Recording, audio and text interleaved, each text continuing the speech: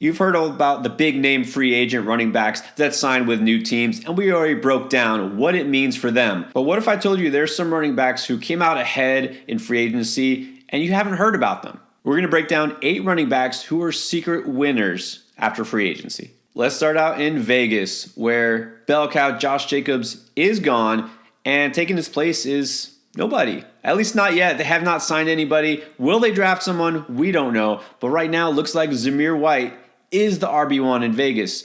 But do you think he's going to be the RB1 in week 1?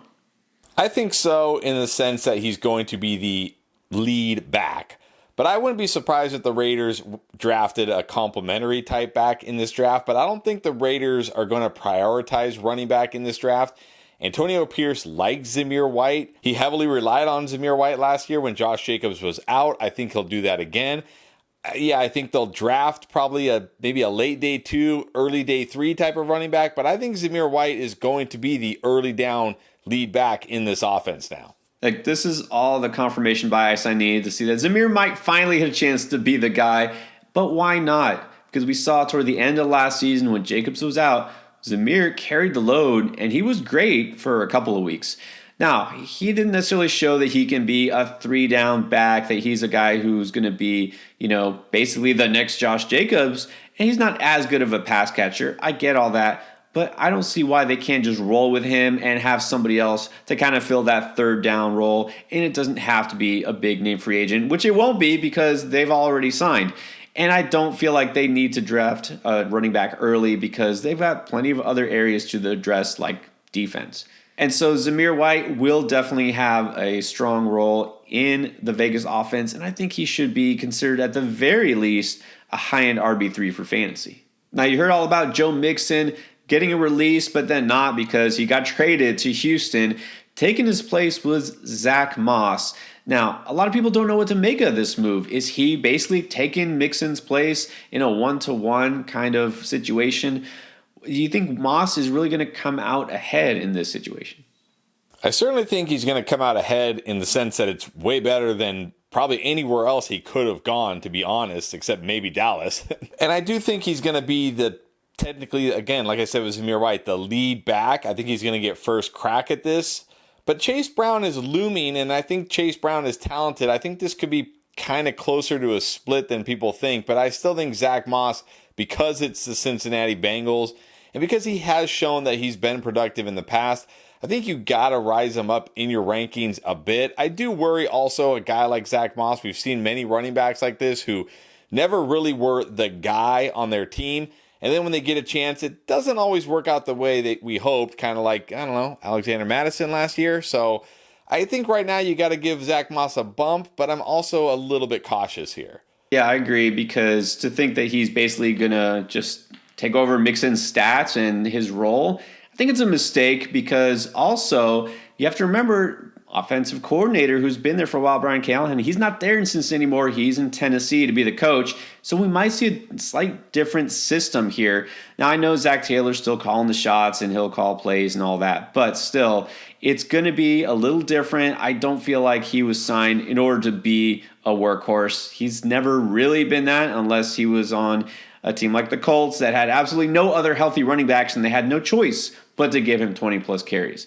I don't think that's the plan for Moss here. I think Chase Brown, if anything, will be just as involved, and I like Chase Brown better. But let's talk about him on his own, because Brown is somebody who might secretly be a winner here. Do you feel like he's going to get a big bump now that Mixon is gone? I don't know about a big bump, but he certainly has to get a bump because, like you said, Mixon, at least we knew was the guy, was going to be the guy. Now there's a chance that Chase Brown can compete to be more of the guy than we would have seen with Mixon more than likely. And Chase Brown has tremendous upside, a speedster. He can catch passes. So certainly I think Chase Brown has to get a bump. I mean, he was a guy who was being drafted so late in drafts and really an afterthought in a lot of drafts. But I think now he needs to definitely get a bump up. Well, in a situation like this where I feel like it might be fairly even in terms of total touches, you know what I always say? I'll prefer the guy who's getting drafted later and also might have a higher weekly upside. Even if Moss winds up getting the volume in terms of carries over Brown, I feel like Brown is going to be available a little bit later in drafts. People are going to see that they signed Moss. They paid him this money to be the starter. I don't think that that's really as significant as who's going to be more effective on the field. If Brown is doing just as well as Moss, they're going to give him as many touches, and I feel like Brown's going to be drafted later. So that's the guy I'm a little bit higher on. But overall, I think they might kind of eat into each other's stats a little bit. Now, maybe this wasn't ever going to happen, but a lot of people wanted Buffalo to be in on a running back like Derrick Henry or one of the other big names out there. They weren't. They didn't do anything. So is James Cook a winner here? Has to be a winner. I mean, this just kind of like confirms what Buffalo thinks of James Cook, and that is he's the guy and he's good. And we're hearing talk that they want to utilize him more in the passing game, which would be great for him. Joe Brady, offensive coordinator, we know went to a bit more of a balanced offense, which is also great for James Cook. So, yeah, no one really talking about James Cook because, you know, all the guys who signed are getting all the talk right now. But he definitely came out way ahead here and looks like the clear RB1 in Buffalo. Yeah, it's really interesting. And even so far in the mocks that we've done, we haven't seen a bump up for Cook. And it feels like people are hesitant to really jump on him, right? To see him as a starting running back in fantasy week in, week out, because he had some inconsistency, right? But, I mean, we're talking about running backs here, right? How many running backs really were studs every single week? And we only have to look at the second half of Buffalo's season because that's when the offense changed. Look, Gabe Davis is gone. Stephon Diggs doesn't look like what he used to. This offense is much more balanced. They're probably going to give Cook a bigger role on this offense. So if anything, it looks like he's being undervalued right now. And can we say the same for Rachaad White? There was talk that they were going to, ease his load, get him some help, and, have somebody else to, share the backfield with him. Well, that hasn't happened yet. So do we need to also consider Rachaad White undervalued? Yeah, it's still crazy to me, like, that he's going so late this year. He's almost going where he was going last year. I mean, maybe a round or two higher, but for a guy who finished as an RB5 to only be a round or two higher, especially when he's in the exact same situation. Mike Evans is back, Baker Mayfield is back, and the only running back they brought back or even signed was Chase Edmonds, who was there last year and barely touched the football. And we talked about it. This is not a draft class where you're worried like, oh, the Bucs are going to invest high draft capital in some stud running back. Highly unlikely. It's going to be Rachaad White again. I mean, maybe they get Edmonds a little bit more involved because, Dave Canales is gone, but really, are we worried about that? I'm not. I think Rachaad White is going to be a tremendous value once again and get a ton of volume this year. Yeah, I think if there are two running backs who have come out ahead, it's James Cook and Rachaad White, clearly. And no one's going to talk about them because maybe nobody really thought that those teams were going to add a running back. But these are two teams that probably could use some more depth at running back, to be honest. And that's just not their priority. So they're going to be as close as you can get to a workhorse, getting a lot of work out of the backfield, catching the ball, especially Rachaad White. So, again, for some reason, people are just not viewing him as an RB1, but that's what he is, and that's what he's going to be.